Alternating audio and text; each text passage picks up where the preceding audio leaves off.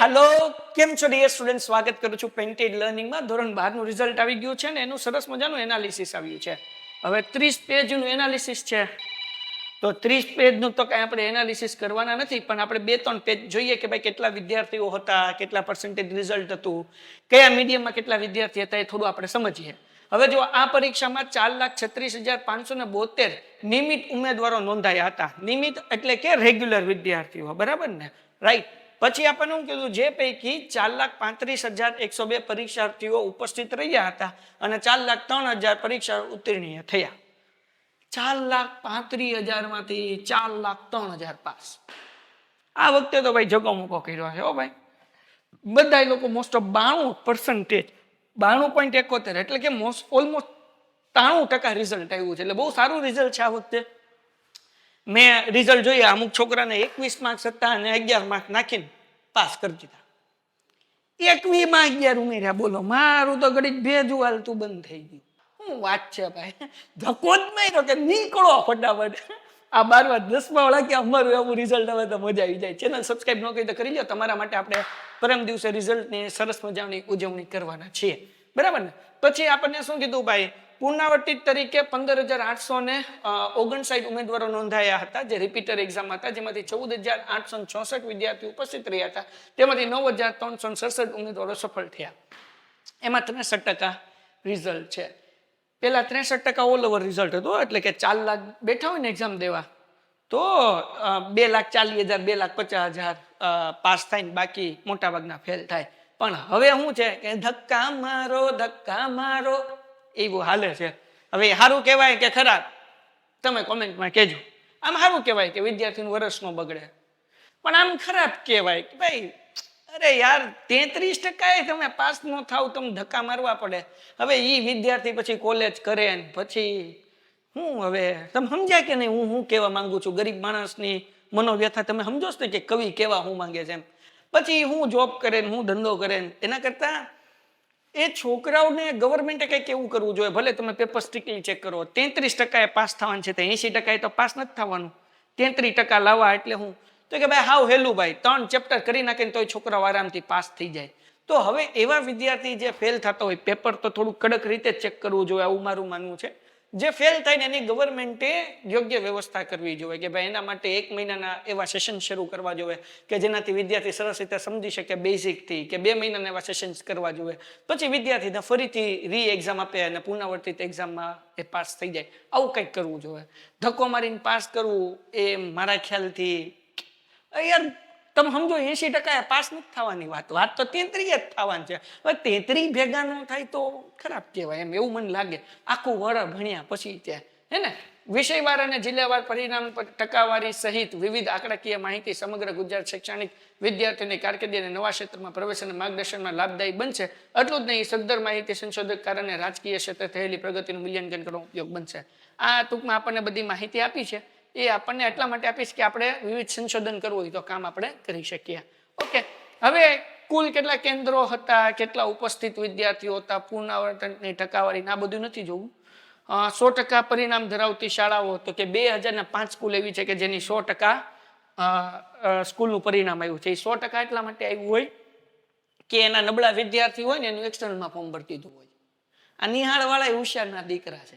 નબળા વિદ્યાર્થીના પેરેન્ટ્સને એમ કે તમારા છોકરાને 11માં રિઝલ્ટ આવે ને ત્યારે બ્લેકમેલ કરે.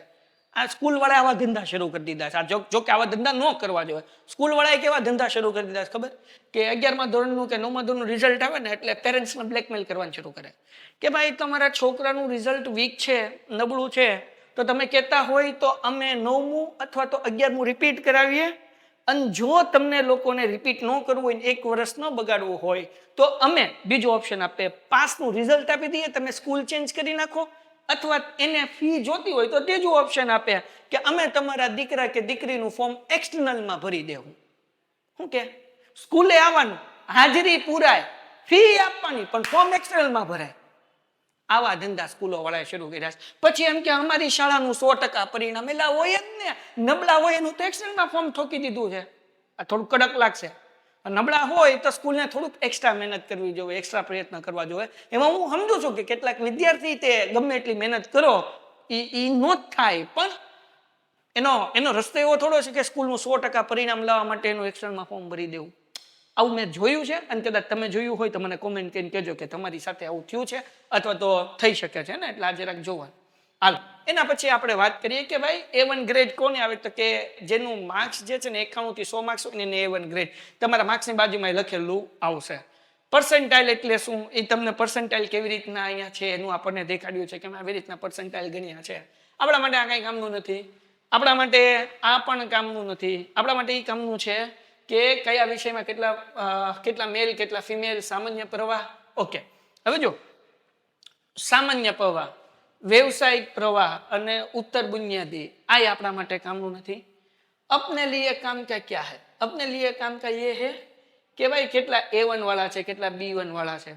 જો A1 ગ્રેડ કેટલા લોકોને આવ્યા છે ને સામાન્ય પ્રવાહમાં 7,435 વિદ્યાર્થીને A1 ગ્રેડ આવ્યો છે. A2 કેટલા 38,000, B1 65,000, B2 90,000, C1 1,00,000 વિદ્યાર્થી અને C2 77 વિદ્યાર્થી. આ C1 અને C2 જેટલા છે કે નહીં, અને આ D ગણી લ્યો, એટલા વિદ્યાર્થીને ધક્કા મારીને પાસ કર્યા છે. E1 એટલે કે ફેલ. સમજાણું કે નહીં, ખ્યાલ આવ્યો કે નહીં. આ C1 C2 અને D આમાં મોટા ભાગે ધક્કા ગાડી જ હોય હે ને.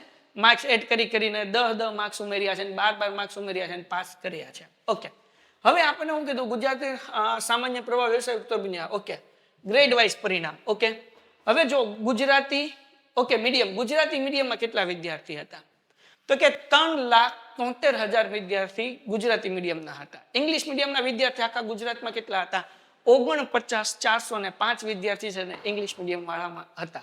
તો એનો મતલબ એવો થાય કે ઓલમોસ્ટ 3.5 લાખ કરતા વધારે ગુજરાતી મીડિયમ અને 50,000 જેટલા ઇંગ્લિશ મીડિયમની અંદર હતા. પછી Hindi medium, Marathi medium, Urdu medium એનું આપણને કંઈ કામ નથી. પણ આ તમને ખ્યાલ આવે કે આમાં કેટલા ટકા પાસ થયા, તો કે ભાઈ ગુજરાતી મીડિયમમાં 92% લોકો પાસ થયા. ઇંગ્લિશ મીડિયમ વાળા કેટલા પાસ થયા, તો કે 94% લોકો પાસ થયા. એને ઇંગ્લિશ મીડિયમ વાળાનું રિઝલ્ટ હંમેશા સારું હોય છે.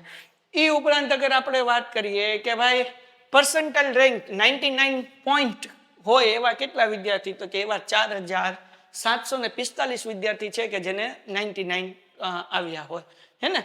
પછી અબો 98 પર્સન્ટાઇલ હોય એવા 9,468 વિદ્યાર્થી. બાકી તમે નીચે બીજી માહિતી જોઈ શકશો. હવે ગુજરાતી ફર્સ્ટ લેંગ્વેજ એટલે કે જે ગુજરાતી મીડિયમમાં ભણે છે એવા 3,73,000 વિદ્યાર્થી. અને એ અગર એની વાત કરીએ બરાબર ને, તો આ જે છે કે નહીં રિઝલ્ટ એનું 98%. ઓહો, એટલે ગુજરાતી પર્ટિક્યુલર સબ્જેક્ટની વાત થઈશ કે 98% લોકો ગુજરાતીમાં પાસ થઈ ગયા.